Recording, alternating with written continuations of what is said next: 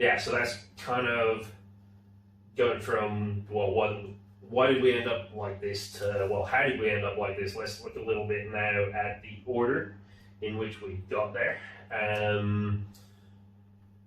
If we go back, most of our evolution in terms of life was done in water. So usually we'll be thinking of things like fish, and if you sort of think, well, what are the main characteristics of fish that we can see? Well, we talked about, earlier we talked about sensitivity to light. You want to go where the food is, which is usually plants, get their energy from light. So having some sort of eyes are going to be useful very early on. Then after that, we're thinking, what else do fish have? Well, a spine. The big long spines, that's helpful for propelling them through the water. So all of those vertebrae and bones were built to be able to move with each other to... Segmented movement. Yeah, that helped them get somewhere very, very quick if they needed to. So either get to their food or get away from their predators. And the other thing that they had is either a tongue. You see some sea-dwelling creatures that almost use their tongue as their main part of locomotion. They just want to be able to taste, is this food or is it not? If it's food, then I'm going to absorb it, eat it, do whatever I need to do. If it's not food, then I'll just keep traveling along with my tongue until I find something that is actually edible. And to a certain extent, you see babies do this as well. Yeah. Most of the time when babies get something, what does it taste like? Does it taste like food? If their tongue registers, oh, this might be good, then very likely they're going to end up putting it in their mouth. And then the other one, maybe a bit later, so we are talking a little bit about evolution, and I'm very aware that I don't think either of us know the exact order in which all of these things came, or even the suggested order that people are suggesting that they came in, but I think the important thing is just knowing which of these were more early on versus which of them came a bit later. Yeah. The other two things that are interesting are the jaw, which was breaking down food into smaller bits. So if you can digest things faster, it makes it easier to get more and more energy, makes you get bigger, makes you more likely to take over the world. A similar thing happened when humans created fire and they were able to cook food.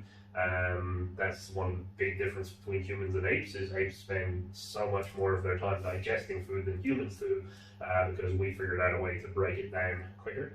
And then the other thing was a vestibular system. So fish, by vestibular, by the way, I mean the little canals in our inner ear, which tell us which way up we are, if we're moving, how fast we're moving, whether we're spinning, falling, anything like that. Basically hooked into the relationship of gravity. Yeah, and fish obviously aren't really in danger of falling at any point, but they still had some way of telling which way up they were, and that's going to be really useful, especially combined with the eyes. If you can tell which way up you are, then you can start to remember where things are, and you can start to go, oh yeah, there's food probably this way. If you don't know which way up you are, and all you know was there was some food to the left of you, well, in 10 seconds, suddenly that to your left could be to your right, and you aren't able to tell. So those systems all kind of evolved physically a very long time ago, and